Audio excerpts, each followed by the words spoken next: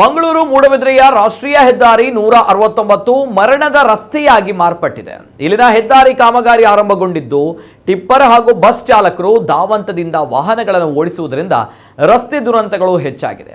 June 5ರಂದು ಎಡಪದವಿನಲ್ಲಿ bike ಸವಾರನೊಬ್ಬ bus ಚಾಲಕನ ಧಾವಂತಕ್ಕೆ ಬಲಿಯಾಗಿದ್ರೆ ಕೆಲವು ದಿನಗಳ ಹಿಂದೆ ಕೂಡ ರಸ್ತೆ ಅಪಘಾತ ನಡೆದು ವ್ಯಕ್ತಿಯೊಬ್ಬರು ಬಲಿಯಾಗಿದ್ರು. ಇದಕ್ಕೆ ಬಸ್ಸು ಚಾಲಕರ ಅತಿವೇಗ ನಿರ್ಲಕ್ಷ್ಯತನದ ಚಾಲನೆಯೇ ಇದಕ್ಕೆ ಕಾರಣವಾಗಿದ್ದು ಕೂಡಲೇ ಪೊಲೀಸರು ಇಂತಹ ನಿಯಮಗಳನ್ನು ಉಲ್ಲಂಘಿಸುವ ಬಸ್ಸು ಚಾಲಕರ ವಿರುದ್ಧ ಕಾನೂನು ಕ್ರಮ ಕೈಗೊಳ್ಳಬೇಕೆಂದು ಆಗ್ರಹಿಸಿ ಎಡಪದವಿನಲ್ಲಿ ಸ್ಥಳೀಯರು ನಾಗರಿಕರು ಪ್ರತಿಭಟನೆ ನಡೆಸಿದರು. ಈ ಸಂದರ್ಭ ಮೂಡಬಿದ್ರೆ ಪೊಲೀಸ್ ಠಾಣಾಧಿಕಾರಿಗಳಿಗೆ ಕಾನೂನು ಕ್ರಮ ಕೈಗೊಳ್ಳಬೇಕೆಂದು ಒತ್ತಾಯಿಸಿ ಮನವಿ ಸಲ್ಲಿಸಲಾಯಿತು. ಬೆಳಿಗ್ಗೆ ಎಡಪದವಿನಲ್ಲಿ ನಡೆದ ಪ್ರತಿಭಟನೆಯಲ್ಲಿ ನೂರಾರು ಸ್ಥಳೀಯರು ಜಮಾಯಿಸಿ ರಸ್ತೆ ಸಂಚಾರಕ್ಕೆ ತಡೆಯೊಡ್ಡಿ ಪ್ರತಿಭಟನೆ ನಡೆಸಿದರು. ಬಸ್ಸು ಮಾಲಕರ ವಿರುದ್ಧ ಕಾನೂನು ಕ್ರಮ ಕೈಗೊಳ್ಳಬೇಕೆಂದು ಆಗ್ರಹಿಸಿದ್ರು. ಬಳಿಕ ಘಟನಾ ಸ್ಥಳಕ್ಕೆ ಬಂದ ಠಾಣಾಧಿಕಾರಿ ಈ ಬಗ್ಗೆ ಕಾನೂನು ಕ್ರಮ ಕೈಗೊಳ್ಳುವುದಾಗಿ ಭರವಸೆ ನೀಡಿದರು. ಇದೇ ವೇಳೆ ಮಂಗಳೂರು ಉತ್ತರ ವಿಧಾನಸಭಾ ಕ್ಷೇತ್ರ ಶಾಸಕ ಭರತ್ ಶೆಟ್ಟಿ ಅವರು ಪ್ರತಿಭಟನಾ ನಿರತರಲ್ಲಿಗೆ ಆಗಮಿಸಿ ಅಹವಾಲು ಸಲ್ಲಿಕೆ ಮಾಡಿದರು. ಅವರಿಗೂ ಸ್ಥಳೀಯರು ಮನವಿ ಸಲ್ಲಿಸಿದ್ರು. ಇದಕ್ಕೆ ಪ್ರತಿಕ್ರಿಯೆ ನೀಡಿದಂತಹ ಭರತ್ ಶೆಟ್ಟಿ, ಇಲ್ಲಿ ಯಾವುದೇ ಅನಾಹುತ ನಡೆಯದಂತೆ ಸೂಕ್ತ ವ್ಯವಸ್ಥೆ ಮಾಡಬೇಕಾಗಿದೆ. ಇದಕ್ಕೆ ಸರಿಯಾದ ಉತ್ತರವನ್ನ ಜಿಲ್ಲಾಡಳಿತ ಹಾಗೂ ಆರ್ಟಿಒ ಅಧಿಕಾರಿಗಳು ಕ್ರಮ ಕೈಗೊಳ್ಳಬೇಕಾಗಿದೆ. ಇದಕ್ಕೆ ಒತ್ತಡ ಹಾಕಲಾಗುವುದು ಎಂದು ಹೇಳಿದರು.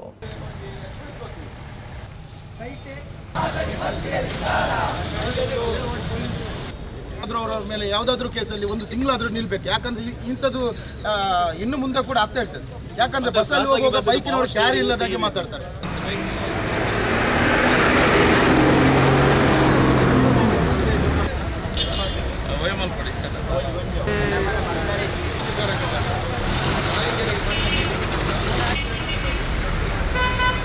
ಈ ರಾಷ್ಟ್ರೀಯ ಹೆದ್ದಾರಿ 169 ಮಂಗಳೂರು ಮೂಡಬಿದ್ರಿ ಮರಣದ ರಸ್ತೆಯಾಗಿ ಮಾರ್ಪಟ್ಟಿದೆ.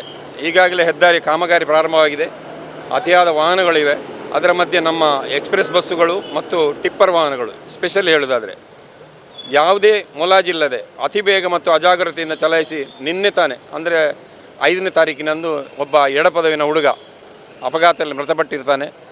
ಅದೇ ಅಲ್ಲದೆ ಕಳೆದ 1 ತಿಂಗಳ ಹಿಂದೆ ಕೂಡ ಒಂದು ವ್ಯಕ್ತಿ ಮೃತಪಟ್ಟಿರ್ತಾರೆ. ಆಗಾಗ ಸಣ್ಣ ಪುಟ್ಟ ಅಪಘಾತಗಳು ನಡೀತಾ ಇರ್ತವೆ. ಇದಕ್ಕೆ ಕಾರಣ ಬಸ್ಸುಗಳ ಅತಿವೇಗ, ಡ್ರೈವರ್ಗಳ ಚಾಲನೆ ಮತ್ತು ಮಾಲೀಕರ ಕುಮ್ಮಕ್ಕು ಕೂಡ ಇರ್ಬೋದು. ಇದಕ್ಕೆ ಯಾವುದೇ ರೀತಿಯ ಕಲೆಕ್ಷನ್ ಕಡಿಮೆ ಆಗ್ತಂತ ಹೇಳುವಾಗ ಈ ಡ್ರೈವರ್ಗಳು ವೇಗವನ್ನು ಜಾಸ್ತಿ ಮಾಡ್ತಾರೆ. ಆದರೆ ಇಂಥ ವಿಪರೀತವಾದ ನಾಗಾಲೋಟಕ್ಕೆ ನಾವು ಕಡಿವಾಣ ಹಾಕಬೇಕು. ನಾಳೆ ಇಂಥ ಅಪಘಾತಗಳು ದಿನ ಸಂಭವಿಸುವ ಪರಿಸ್ಥಿತಿ ಆಗ್ತದೆ. ಅದಕ್ಕಾಗಿ ನಾವು ಇವತ್ತು ಎಡಪದವಿನಲ್ಲಿ ಒಂದು ಸಣ್ಣ ಪ್ರತಿಭಟನೆಯನ್ನು ಇಟ್ಟಿರ್ತೇವೆ. ಅದು ತುಂಬ ಸಕ್ಸಸ್ ಆಗಿದೆ. ಅದಕ್ಕಾಗಿ ನಾವು ಬಜ್ಪೆ ಠಾಣೆಯ ಆರಕ್ಷಕ ಉಪನಿರೀಕ್ಷಕರು, ಅದು ಸಬ್ ಇನ್ಸ್ಪೆಕ್ಟರ್ ಅಂತ ಹೇಳ್ತೀವಿ, ಅವರು ಕೂಡ ಬಂದಿದ್ದರು. ಅವರಿಗೊಂದು ಮನವಿ ಕೊಟ್ಟಿರ್ತೇವೆ.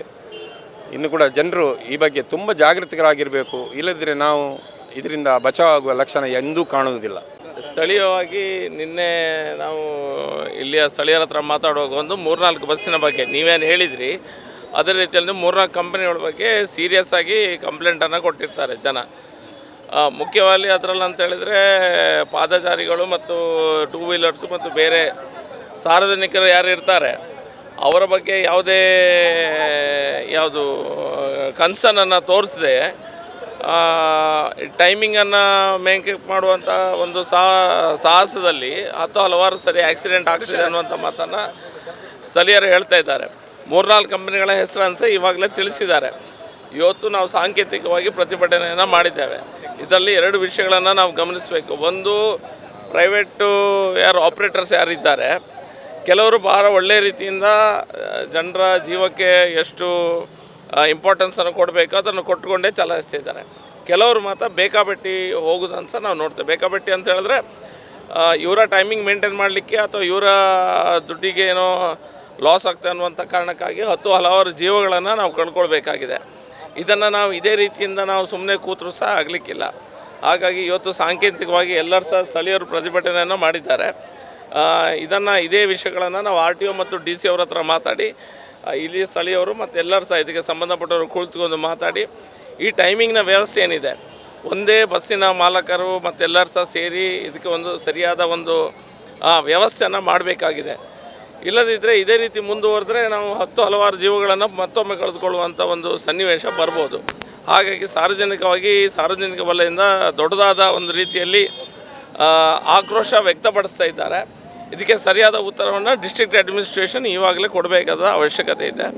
ಹಾಗೆ ಇದು ಸಾಂಕೇತಿಕವಾಗಿ ಮಾಡಿದ್ದೇವೆ. ಇದನ್ನು DC ಮತ್ತು RT ಅವರ ಗಮನಕ್ಕೆ ತಂದು ಇಮಿಡಿಯೇಟಾಗಿ ಅವರು ಇದಕ್ಕೆ ಒಂದು ಸರಿಯಾದ ವ್ಯವಸ್ಥೆ, ಟೈಮಿಂಗ್ನಲ್ಲಿ ಬದಲಾವಣೆ ಇರ್ಬೋದು, ಟೈಮಿಂಗ್ ಜಾಸ್ತಿ ಕೊಡುವಂಥದ್ದು ಇರ್ಬೋದು, ಅಥವಾ ಯಾರು ತಪ್ಪಿಸ್ತಾರಿದ್ದಾರೆ, ನಿಯಮಗಳನ್ನು ಮೀರಿ ಯಾರು ಚಲಾಯಿಸ್ತಿದ್ದಾರೆ ಅವ್ರ ಮೇಲೆ ಸರಿಯಾದ ಕ್ರಮ ತೆಗೆದುಕೊಳ್ಬೇಕಂತ ಅವಶ್ಯಕತೆ ಇದೆ.